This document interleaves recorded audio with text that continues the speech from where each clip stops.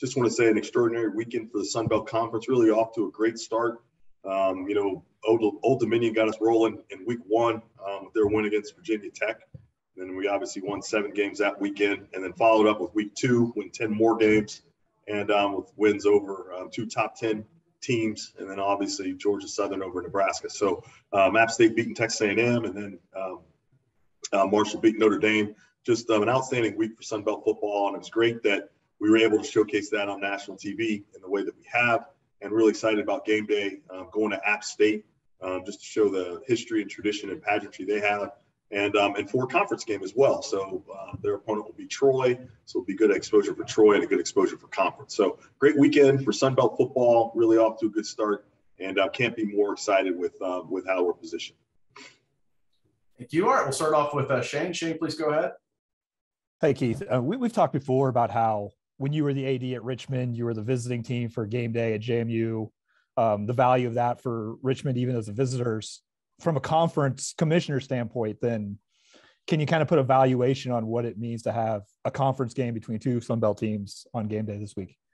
Yeah, it's actually hard because it is so valuable, to kind of think about, just how valuable it is. It really is tremendous for us. Game day is going to be like a great infomercial to showcase Sun Belt football, obviously to showcase 2 of our great universities in App State and Troy. But the whole Sun Belt is going to be exposed for the quality institutions, quality football we have. So it really is immeasurable. I can't be more excited for that opportunity for our league, for our student athletes, for our coaches, and it really is tremendous. I don't know that I could put a value on it because it's really invaluable. I mean, it's just such a tremendous opportunity for us and to showcase our football and showcase the quality of our institutions. All right, thank you, Keith. Shane, we'll go over to Lenny Van Gelder. Lenny, please go ahead. Yeah. First of all, congratulations on the success here early in the season. Talk, if you will, about just how things. I mean, we got a pretty good idea how things were on these campuses. What were things like in your office yesterday? Today, as everybody came in, was everybody obviously in a little bit better mood? Just your thoughts on what the atmosphere has been like in your office this morning. Yeah, I think the atmosphere has just been exciting. We're just really fired up and optimistic. I mean, there's been a lot of energy and buzz in terms of, identifying additional ways to make sure we take advantage of the moment and how we can do that and what kind of things we're going to activate around, whether it's game day or this week leading up into game day or kind of post these games. So a lot of excitement, a lot of optimism. I think it's positive energy. You guys have all been around athletic departments enough to know that, you win football on Saturday, you come in on Monday, it's really great. You lose football on Saturday, you come in Monday, it's not so good. So the conference office works very similar, and we really had a great weekend. A lot of excitement, a lot of things to be really excited about, and so that just translates into our mood, kicking off the week. Follow up real quick. Where were you on Saturday? Were you watching at home? Were you at one of the games? Yeah, what's interesting is I was at Texas State FIU, and it's so interesting. When I build my schedule in March, the first thing I start with is trying to make sure I can get to all campuses for one home game. And so that's 14 games that I've got to kind of figure out in a mosaic. And I only have about 8 or 9 weeks to do that. I mean, the regular season is about 13 weeks, but with our championships that I need to get to and those kind of things, it kind of cuts it down. So originally FIU Texas State was on a Friday. So my plan was I would go to that game Friday night. I'd drive over to College Station for the App game on Saturday. But then when the Texas State game got moved to Saturday, then I needed to go to Texas State because that was really my campus visit. So that's a long-winded answer to your question. But I was at Texas State FIU, and when I was driving from San Antonio to San Marcos, I had the App Texas A&M game on the radio of the car, talking about old school, that I was listening to on the Texas A&M radio network. And then I had my brother-in-law.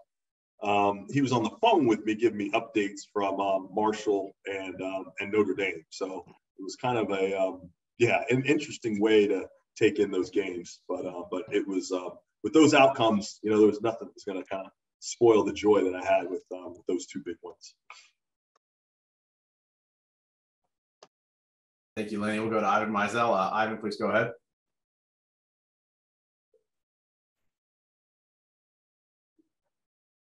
Hi, Keith. Thank you. Is there, we're all trying to explain this, and it may be inexplicable, to capture why this was a magical weekend. Is there something you can look at globally across the conference to point to the success? Was it scheduling philosophy? Was it, just the nature of the campuses that have come into the Sun Belt? What do you think about when you wonder why?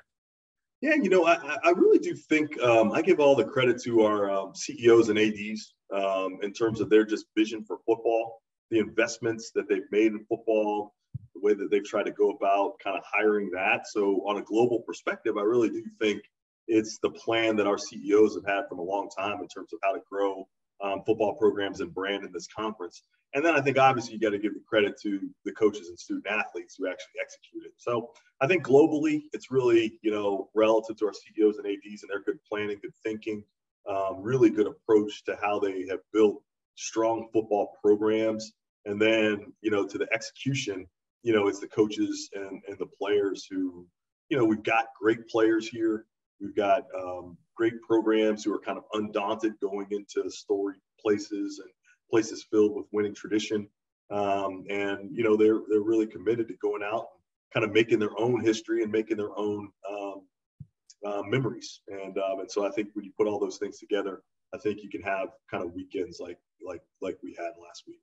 Is there a common theme among these plans that have been executed? Yeah, you know what? I certainly think the investment in football generally. I think that's one thing that's been, really important. And if you look at our facilities, our football operations facilities, kind of the renovations that we've had to our stadiums, those investments really have taken off. If you look at the quality of our coaching staff and how we've invested in those staffs, I think those things have really mattered as well. And then the way that we support our student athletes, whether it's tradition, strength and conditioning, whether it's any of those kind of benefits and amenities to help them get better in terms of their championships. I think our CEOs and ADs have really built good plans on their campuses to make those things happen in a way that gives us, it allows us the ability to compete no matter who the opponent is. Thank you. All right, thank you, Ivan. Dan, I see your hand up. Dan McDonald, please go ahead. Morning, Keith. Good morning, Dan. How are you? I'm good. Not as good as you this morning. Do you have to stop and sometimes remind yourself that this league's only been playing football for just a little bit over 20 years, and that, back then, Wright Waters is having to beg and cajole schools to come aboard with football? Yeah, no, I think about that often, Dan, particularly because of Wright. None of this happens without his vision and his thought and his planning. And so I, give him so much credit in terms of having the vision to start Sun Belt football 22 years ago. Travis and Bert and Kathy have all been on this staff for the last 16 years. And so they certainly have been and seen the ups and downs of Sun Belt football. I'm starting my 4th year. But I certainly understand the history from them and certainly from reading it. So I try not to get too high and too low. It's sports. And so the next loss is always right around the corner. So you don't necessarily want to get too high, but you do want to celebrate the victories when they happen. You do want to acknowledge the progress that we've made and the development that has happened in Sun Belt football. And I do think it's been great this weekend to be able to show the entire country, the quality of the football that we play in the Sun Belt.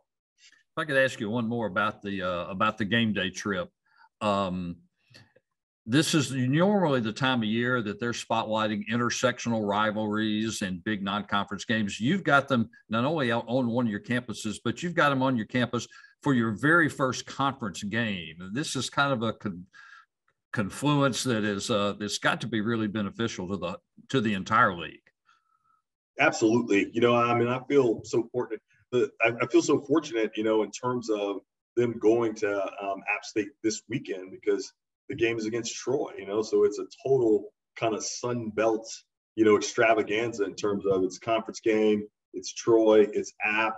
Obviously, we've had some great things that happened to us this past weekend, so there's a lot of good storylines there, whether it's Georgia Southern and Marshall, and hopefully South Alabama can have some success against UCLA, and we'll be talking about that as well. So I do think we're very fortunate in terms of that it is a conference game, and we really get to showcase, two of our great institutions and the league as a whole, and that's going to be great because at the end of the day, we're just trying to tell the nation and show the nation the quality of football that we play in the Sun Belt, and this is another opportunity to do that. If I could ask one more quick one, just for the home team over here, there have been weekends in the past that the headline coming out of the Sun Belt would have been Louisiana and South Alabama taking wins over peer conferences. Obviously, that's still important, but how big is it to get the Power 5 wins? Yeah, I think anytime you can get an A5 win, that's great. Just because I think it sets you on a different stage, and nationally, you really, we let off, college football final. There's a lot of things written about us in ways that they're just not when you have those pure wins. So I think, anytime you can beat an Autonomy 5 school, I think that matters, and there's a relevance in that just helps you from a branding standpoint.